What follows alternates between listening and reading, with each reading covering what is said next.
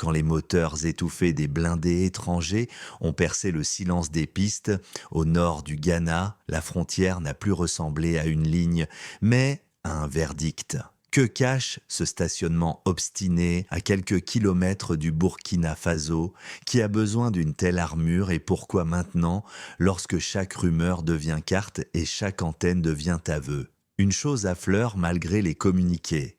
Si la sécurité se négocie dans l'ombre, la souveraineté se perd à la lumière. Dans les marchés frontaliers, on compte les détours, on réécrit les horaires, on parle bas. Ici, le motif revient comme un coup sourd 3 fois pour être entendu. Un peuple refuse de plier, un peuple refuse de plier, un peuple refuse de plier. Au-delà des titres des Burkina Faso News et des promesses de coopération, l'alignement des chars dit autre chose. Il dessine un seuil et sur ce seuil pose une question: qui décide vraiment du matin et de la nuit sur cette terre? Pour qui suit la ligne des événements, rien n'arrive par hasard. Lorsque Niamey a fermé la porte aux dispositifs étrangers et que des bastions occidentaux ont vacillé au Niger, toute la mécanique de surveillance à distance a dû être reconstruite en urgence, et c'est alors que le Ghana est apparu comme le nouvel appui discret, assez stable pour accueillir, assez proche pour regarder, assez loin pour démentir. Dans les notes qui circulent à bas bruit, on parle de continuité institutionnelle, d'aussi d'aéroports fiables, de corridors logistiques éprouvés. Sur le terrain, on voit surtout des convois qui durent, des dépôts temporaires qui s'éternisent, des patrouilles qui apprennent les pistes mieux que les bergers. Ce glissement, Ibrahim Traoré l'observe sans emphase. Perdre la maîtrise des abords, c'est perdre la profondeur du pays. Il sait que la coopération n'est pas un mal en soi, mais il sait aussi qu'une coopération sans mandat clair devient une tutelle. Alors, pendant que les blindés alignent leur patience au nord du Ghana, il impose une autre patience, plus austère et plus têtue. Construire une doctrine qui rende à la frontière son statut de décision nationale. Ici encore, le motif traverse les phrases comme une poutre invisible. Un peuple refuse de plier, et dans ce refus s'écrit la suite. On peut déplacer des bases, on peut déplacer des cartes, mais on ne déplace pas indéfiniment la souveraineté d'un voisin sans en payer le prix. Au nord du Ghana, la mutation ne s'annonce pas par des communiqués, mais par des détails qui s'additionnent jusqu'à changer la vie. À Bolgatanga, à Baokou, les marchés déplacent leurs étals pour laisser passer des convois réguliers, des horaires de cars se réécrivent pour éviter des tronçons techniques. Des pistes secondaires deviennent à sens unique sous l'effet de checkpoints improvisés qui, semaine après semaine, s'installent dans la durée. Des témoins parlent de conteneurs déposés à la tombée du jour, de dômes radars montés sur des buttes discrètes, de câbles tirés à la hâte vers des shelters climatisés qui n'existaient même pas la saison dernière. Officiellement, on dit formation conjointe, coopération, appui logistique, mais le provisoire s'épaissit, le temporaire apprend à durer, et la population, qui connaît ces collines mieux que n'importe quelle carte, comprend que l'exception s'est muée en structure. Les directeurs d'école notent l'apparition d'itinéraires de contournement. Les commerçants comptent le surcoût des détours. Des radios locales, prudemment, publient des consignes de vigilance sans jamais nommer ce qu'elles décrivent. Car ce qui s'esquisse ici n'est pas une simple base d'arrière-cour, c'est un pivot conçu pour regarder vers le nord, agréger de l'information, préparer des options. Dans cette géographie réécrite, chaque antenne devient une phrase, chaque convoi un verbe, chaque zone barrée une ponctuation qui dit la même chose. La frontière burkinabé n'est plus un bout de carte, c'est un seuil politique. À Ouagadougou, on lit dans ces réarrangements le risque d'une surveillance qui morde sur la profondeur du territoire. À Accra, on plaide la stabilité régionale. Sur le terrain, la seule stabilité visible, c'est la régularité des moteurs. Et au milieu de ce bruit régulier, le motif revient, froid et simple, comme une loi. Un peuple refuse de plier. À mesure que les équipements s'empilent au nord du Ghana, La frontière cesse d'être un trait pour devenir un appareil optique braqué vers l'intérieur du Burkina Faso.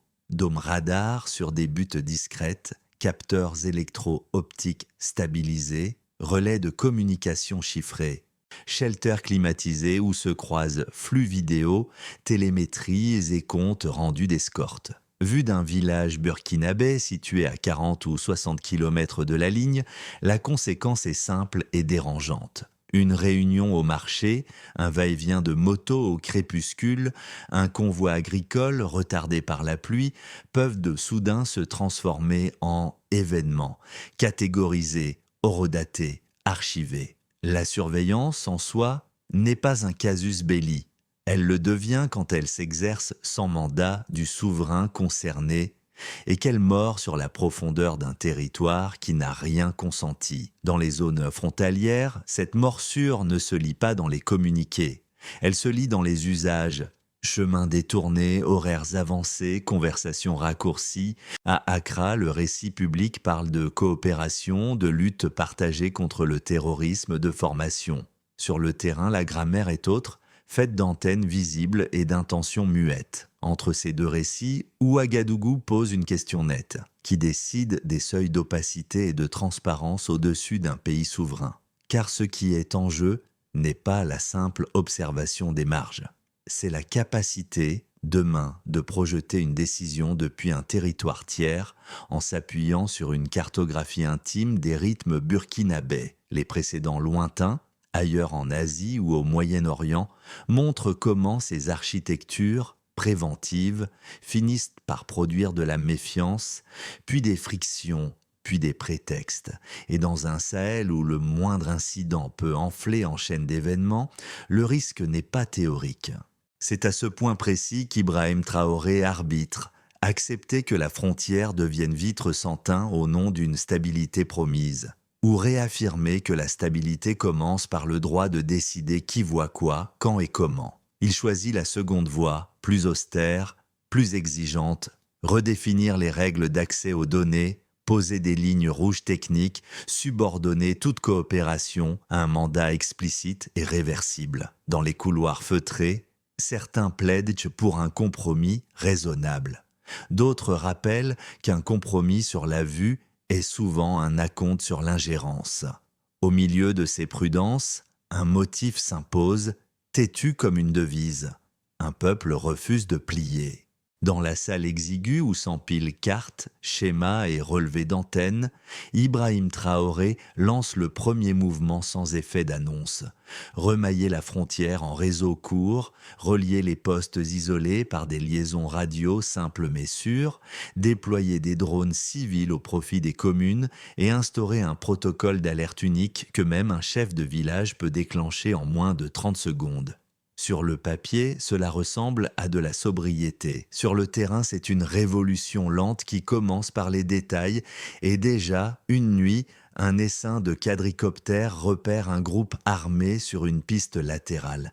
L'alerte remonte, une section mobile se met en travers, personne ne tire, le groupe rebrousse chemin, et l'épisode, bref et presque silencieux, devient le premier test réussi d'une défense pensée depuis le sol burkinabé et non depuis des salles climatisées à l'étranger. Mais à mesure que le dispositif gagne en clarté, la contre-mesure apparaît. Brouillages intermittents venus du sud, contournement par des pistes neutres, drones inconnus volant haut, hors des couloirs civils, comme s'il s'agissait de cartographier non pas des menaces, mais la réaction même du Burkina.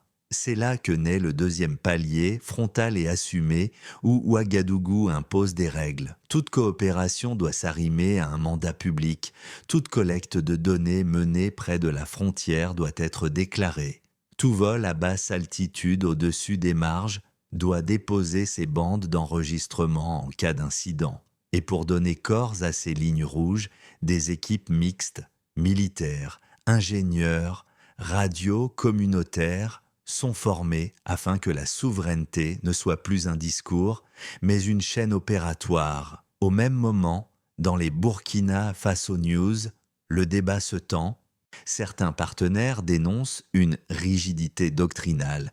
D'autres découvrent avec surprise que ce pays, mené par la figure d'Ibrahim Traoré Burkina Faso, s'est opposé des procédures aussi nettes que ses paroles.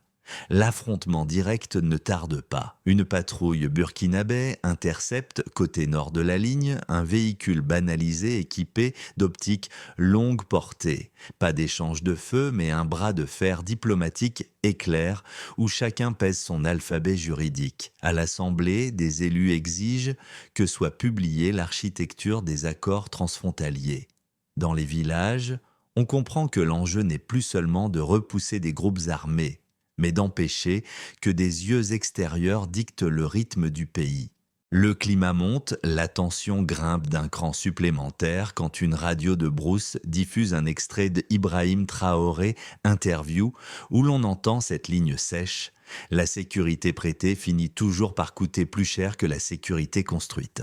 Alors, tandis que les drones civils apprennent à voler plus loin et que des relais optiques s'installent sur des buts autrefois anonyme, survient le point de bascule du premier acte. Un document à fleurs, non pas spectaculaire mais précis, un addendum technique transmis par des intermédiaires au nom d'une interopérabilité nécessaire, où une phrase perdue au milieu des clauses propose de centraliser, dans un centre hors du Burkina, la corrélation temps réel des flux captés en zone frontalière au motif de réduction des latences opérationnelles. C'est peu de mots, mais c'est tout un sens. La profondeur du pays deviendrait un tableau extérieur, la réaction nationale un simple paramètre d'un calcul distant. Et c'est avec ce feuillet, posé à plat devant lui, que Traoré comprend que l'histoire vient de changer de densité, car accepter ce texte, ce serait offrir les clés de la cadence burkinabé à une main qui n'habite pas ce sol.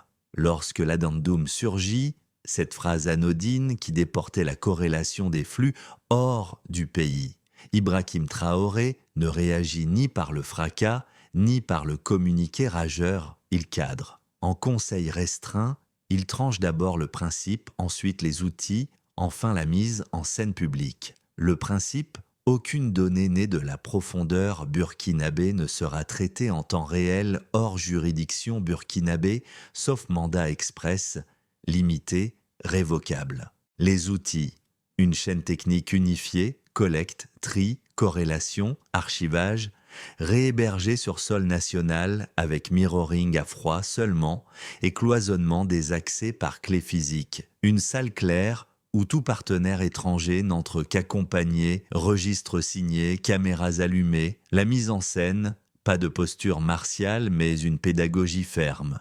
Expliquer que ce n'est pas refuser la coopération, c'est tracer sa géométrie. L'acte politique se double alors d'une réforme organique, création d'un centre souverain de corrélation frontalière, rattachement direct au Premier ministère, comité de déontologie des données, contrôle parlementaire trimestriel rendu public. Dans l'administration, redéploiement budgétaire vers les marges, contrat cadre pour drones civils, Made in Burkina, labellisation de radios communautaires comme relais d'alerte.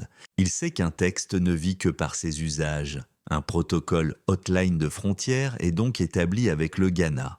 Numéro rouge, délai maximum de réponse, procédure d'incident, gel automatique de capteurs tournés vers la ligne en cas de litige, afin que chaque accroc diplomatique laisse une trace chronologique opposable. Dans le même mouvement, il renforce la grammaire publique. Dans un Ibrahim Traoré interview d'à peine 20 minutes, diffusé à heure fixe, il répète 3 fois la même poutre verbale qui tient l'édifice.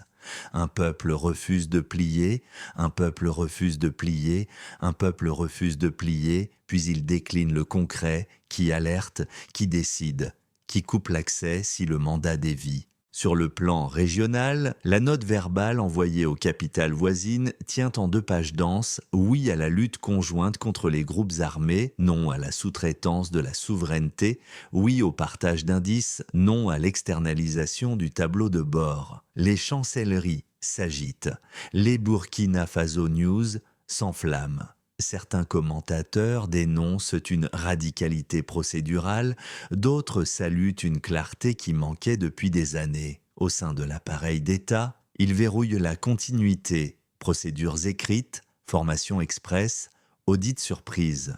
Sur le terrain, ils préfèrent la lisibilité à la posture, poste frontalier relié, comité villageois assorti d'un officier référent, relais optique aligné sur un maillage qui respire.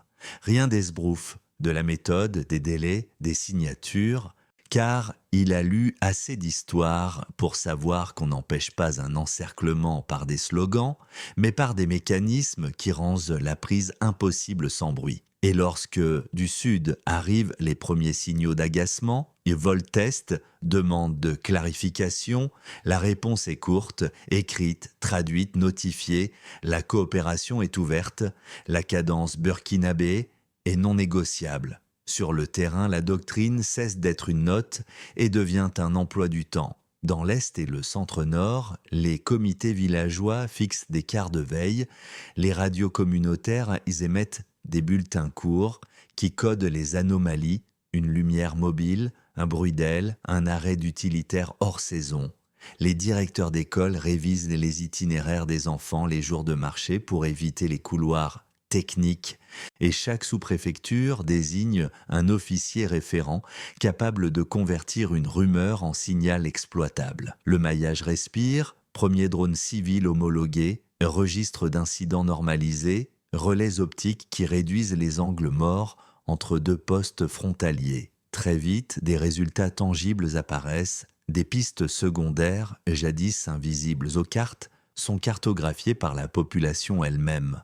2 tentatives d'infiltration sont dissuadées sans tir grâce à une chaîne d'alerte qui remonte en moins de 3 minutes. Un convoi suspect venu du sud est identifié, notifié via la hotline de frontière, puis contraint au demi-tour par la seule force des procédures. Cette efficacité modeste mais répétée trouble les habitudes régionales. Dans plusieurs capitales, des audits discrets, des accords de défense sont lancés, des clauses de transparence apparaissent dans les projets de renouvellement, des parlementaires exigent que toute présence étrangère proche d'une frontière active un mécanisme de contrôle citoyen.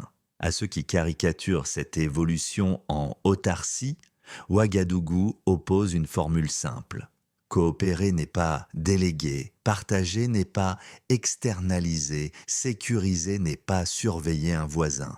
Et pendant que, plus au sud, l'alignement des blindés persiste avec la régularité d'une pulsation, au nord, une autre régularité s'installe. Celle d'une cadence souveraine où soir après soir, un peuple refuse de plier. À l'échelle régionale, la doctrine burkinabé transforme le débat. D'une querelle idéologique, on passe à une mécanique vérifiable. Qui voit quoi, depuis où, sous quel mandat, avec quel horodatage et quel droit de révocation. Dans plusieurs capitales, les conseils de défense auditent des annexes oubliées. À l'ECOWAS, les lignes se tendent entre partisans de la continuité pour la stabilité et tenant d'une souveraineté procédurale. Au Ghana, le récit reste policé, formation, interopérabilité, mais chaque dôme radar dressé au nord pèse comme un aveu. À Ouagadougou, l'architecture, voir tôt, alerter vite, décider chez soi, commence à produire des effets mesurables. Rumeurs plus brèves, détours commerciaux réduits, incidents tracés en minutes. Le motif, têtu, affleure, un peuple refuse de plier. Reste une question décisive et simple. Qui acceptera d'aligner ses pratiques sur ses règles publiques et qui s'y dérobera ? À l'instant où les blindés figés au nord du Ghana prétendent rassurés par leur silence, une évidence s'impose, le prochain mouvement ne sera pas tactique, il sera politique. Si la règle burkinabé, voir tôt, alerter vite, décider chez soi, survit aux pressions, alors chaque frontière du Sahel devra choisir entre vitrine, santin et souveraineté assumée. Rien n'est joué. Un incident, une note verbale, un vol-test peuvent encore tout reconfigurer. Ce qui vient dépendra de ceux qui mesurent, vérifient, exigent des mandats clairs. Vous voulez comprendre la bascule? Restez avec nous pour le prochain chapitre. Vous voulez qu'elle ne se décide pas sans vous? Faites circuler ce récit.